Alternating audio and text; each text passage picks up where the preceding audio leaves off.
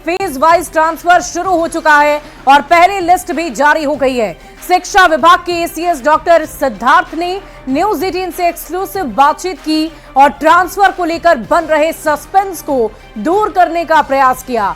वहीं head teacher, head master और TRE 3 के अभ्यर्थियों की पोस्टिंग को लेकर भी उन्होंने जवाब दिया है। एसीएस ने शिक्षकों को भरोसा देते हुए ये कहा कि शिक्षक परेशान ना हो, सभी की बारी बारी से ट्रांसफर करने की प्रक्रिया जारी रहेगी और इसको लेकर रोज बैठक होगी।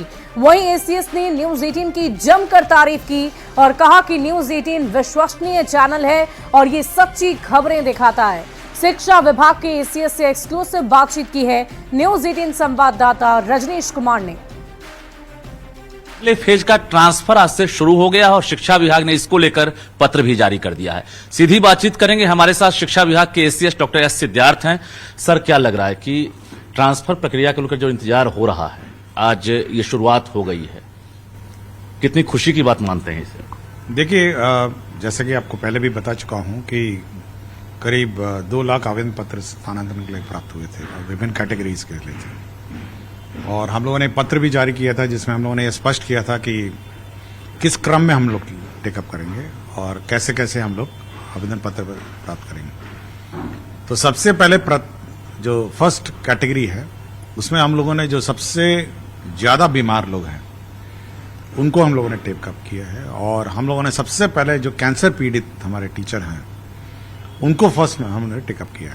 इसके बाद फिर जो असाध्य रोग वाले होंगे, फिर जो विकलांग होंगे, फिर उसके बाद जो विडोज हैं और बाकी अन्य सभी जो कैटेगरीज हैं जो हम पहले पत्र में स्पष्ट कर चुके हैं, हम लोग लेंगे।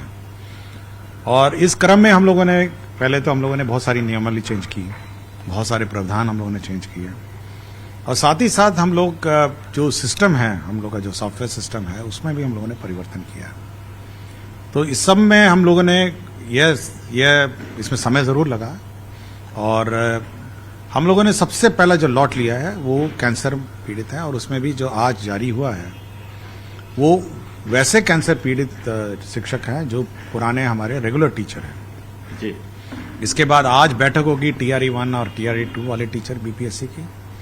उसके बाद हम लोग सक्षमता वाले टीचरों का लॉट देखेंगे और ये चेक करेंगे कि जो सक्षमता वाले टीचर हैं उन्होंने जो नए विद्यालय जो जिसमें जहां ज्वाइन करना था वहां ज्वाइन किए या नहीं किए, ये हम लोग चेक करेंगे। उसके बाद बाकी फिर नियोजित का हम लोग टेकअप करेंगे। शुरुआत हुई है और लगातार लोग इंतजार कर रहे थे, तरह तरह से जो भ्रांतियां भी फैलती है, इसके साथ साथ जो कंफ्यूजन है वो भी बढ़ता है।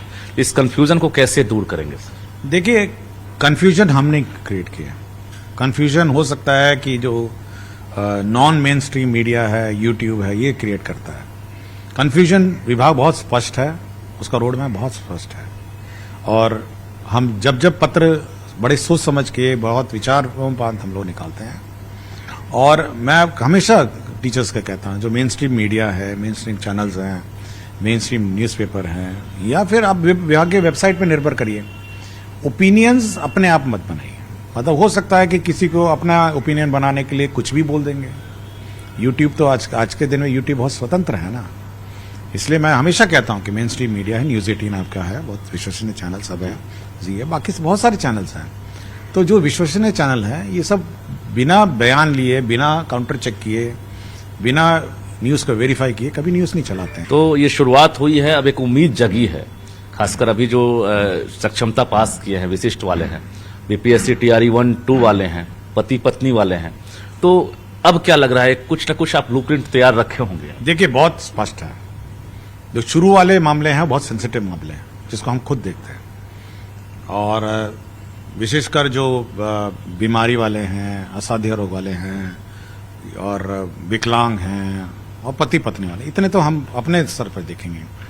जहां तक दूरी वाले हैं तो हम लोगों ने उसके लिए एक सिस्टम बनाया हुआ है, सॉफ्टवेयर सिस्टम में है, सॉफ्टवेयर सिस्टम डेवलप हो रहा है, हो सकता है 3-4 दिन में उसका टेस्टिंग भी होगा। उसमें जो हमारे डीओ हैं उसके सामने स्क्रीन पे आएंगे कि मतलब टीचर का नाम बिना डिस्क्लोज किए कि ये ऑप्शन टीचर ने मांगे हैं, वो अपना उसमें वैकेंसी के अनुरूप उसको फिल करेगा और ऑटोमेटिकली वो लिंक हो जाएगा टीचर के चॉइस पर। देखिए, बहुत बड़ी बात कह रहे हैं। एसीएस ने अभी जो जानकारी दी है, इससे बहुत कंफ्यूजन दूर हो गया है, क्योंकि लग रहा था कि 1,90,000 है, जिसमें खासकर जो डिस्टेंस मैटर कर रहा है वो परेशान हो रहे हैं। लेकिन एसीएस ने साफ कह दिया कि पहले फेज में ही टेंशन है, और समझ सकते हैं कि इसमें बहुत सारे डॉक्यूमेंट्स की जरूरत होती है, चाहे विडो हो, हैंडीकैप्ड हो, या फिर किडनी, लीवर, कैंसर, तमाम चीजों में डॉक्यूमेंट्स, मेडिकल सर्टिफिकेट की जरूरत होती है। और एक भी अगर गलती शिक्षा विभाग से होती है तो सवाल तो उठेगा ही।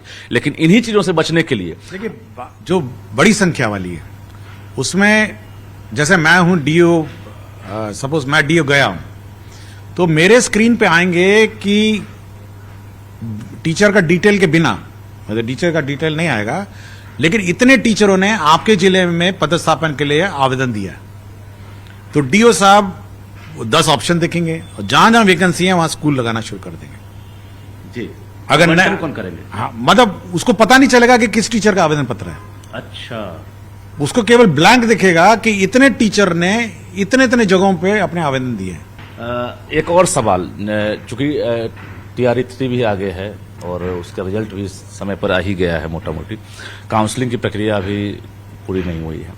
अब ये HT का जो ज्वाइन कराने का जो प्रोसेस है, खासकर उनसे भी आज से विकल्प जो मांगा गया था वो शुरू हो गया है आज से, तो वो क्या लग रहा है कि वो जो 3 जिला का विकल्प है उस पर कुछ विचार किया जा रहा है क्या?